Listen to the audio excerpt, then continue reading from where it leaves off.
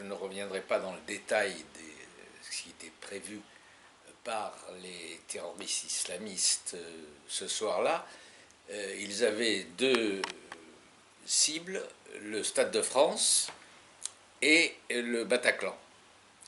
Et il se trouve que ma petite fille, qui avait 23 ans, Justine Moulin, dînait ce soir-là dans un restaurant à la mode de nos jours, le Petit Cambodge, qui se trouvait sur le chemin entre le Stade de France et le Bataclan. Et les terroristes donc, qui ont échoué au Stade de France, je crois quand même qu'il y a eu un mort, mais ce n'est pas comparable au massacre qui a eu lieu au Bataclan. Encore qu'il n'y a eu que 80 et quelques victimes sur 1500 ou 2000 participants, alors que malheureusement, ma petite fille fait partie de la moitié des 23 ou 24 clients du Petit Cambodge qui se trouvaient sur le trajet.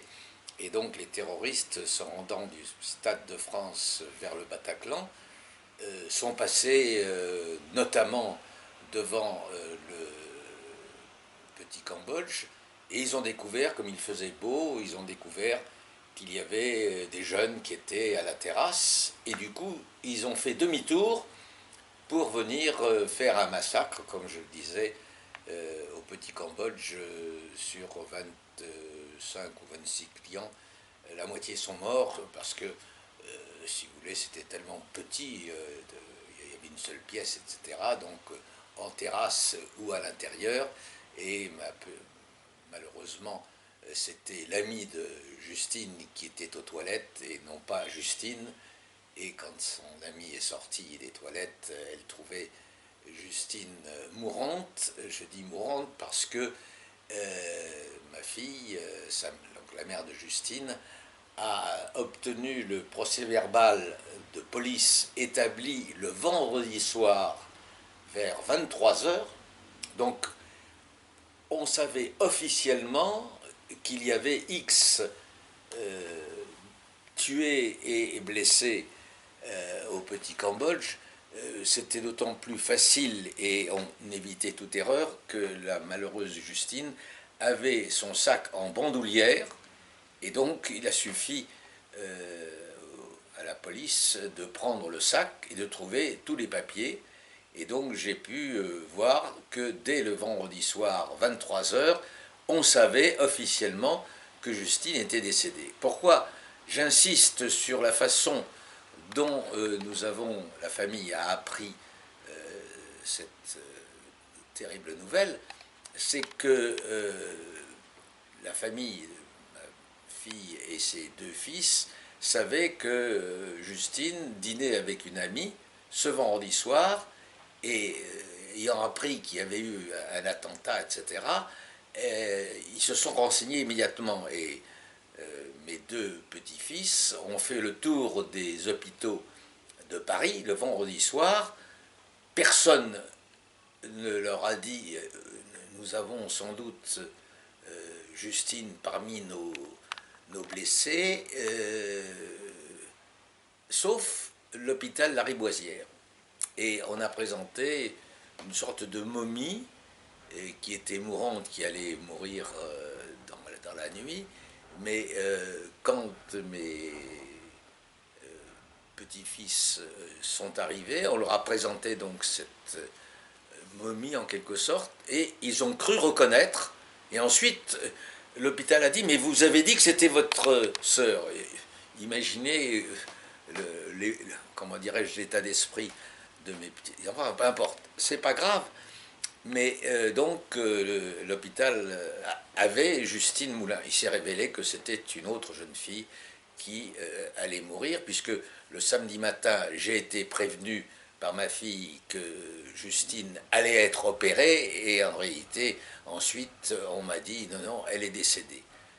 Il se trouve que le lundi, il est vrai, il ne faut pas mourir un week-end, parce que les pouvoirs publics sont pratiquement bouleversés, enfin, ne sont pas en état normal. Toujours est-il que le lundi matin, ma fille, essayant d'en savoir plus, On lui dit, mais de quelle Justine Moulin vous voulez parler? Parce qu'il y a deux Justine Moulin.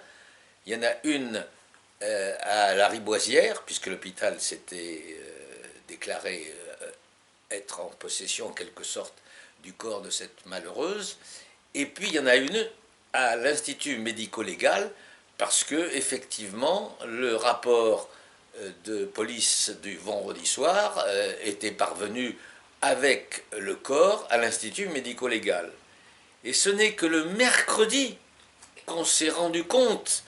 Alors, il y a eu une émission de télévision au cours de laquelle ma fille est passée avant le procureur de la République à l'époque auprès du tribunal de Paris, qui a dit mais l'erreur est toujours possible. Non, dans cette affaire-là, il est inadmissible, je dis bien inadmissible, même s'il est vrai que c'était la première fois qu'en France, il y avait plus d'une centaine de morts d'un coup, d'un attentat terroriste, etc. Cette bavure supplémentaire, parce qu'il faut savoir aussi, ça ne me touche pas directement, mais il faut savoir que la police était prête à intervenir au Bataclan et qu'elle n'est pas intervenue parce qu'on avait peur que ça fasse plus de dégâts. Alors on se demande à quoi peut servir la police. Une année au cours de laquelle il y a eu une commémoration, je crois que c'était l'année du décès, une commémoration sur place. Je me rappelle avoir été amené à serrer la main du président de la République. Il y avait également le ministre de l'Intérieur, et comme ce n'était pas la même tendance politique, il y avait un peu plus loin Madame Pécresse qui était déjà présidente du Conseil régional. Sinon, je n'ai pas été convié.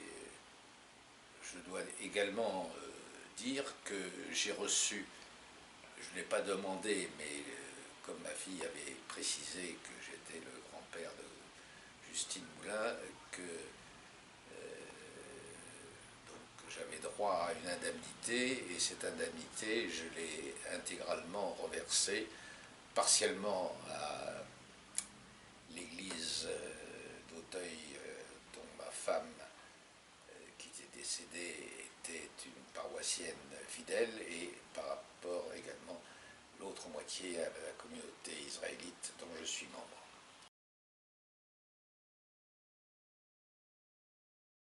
Vous m'avez interrogé sur le libellé, si je n'ai pas été choqué par la brièveté, le laconisme.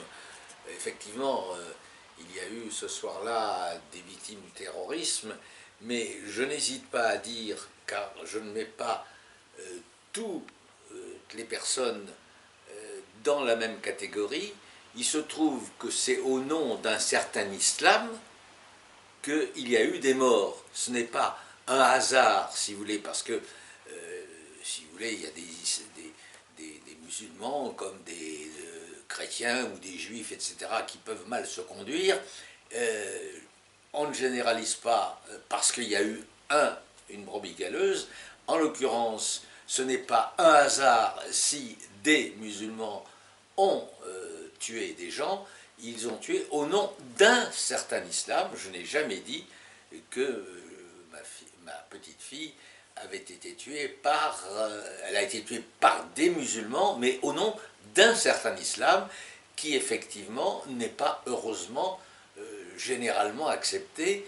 Ceci dit, je regrette que, si vous voulez, il n'y ait pas eu davantage de, comment dirais-je, de sympathie dans la communauté musulmane, comme on parlait de la communauté chrétienne ou de la communauté juive ou laïque. Si vous voulez, je suis un peu déçu qu'il n'y ait pas eu davantage de musulmans pour défiler dans les rues de Paris en disant non, ce n'est pas l'islam que nous pratiquons. Il y a des brebis galeuses partout, et nous reconnaissons qu'il y a des brebis galeuses qui ont la même religion que nous, mais ce n'est pas notre façon de concevoir cette religion.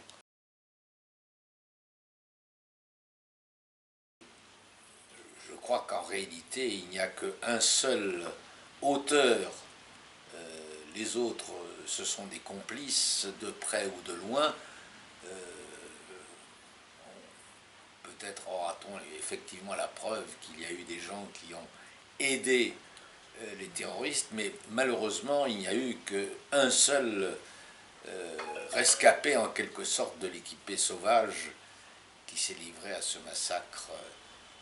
Oh, je ne mets pas en cause les pouvoirs publics, car je crois qu'il était difficile d'éviter l'attentat, mais on aurait pu limiter, notamment au Bataclan, comme je vous l'ai dit, c'est officiel, il y avait des forces de police qui étaient là, mais qui ne sont pas intervenues.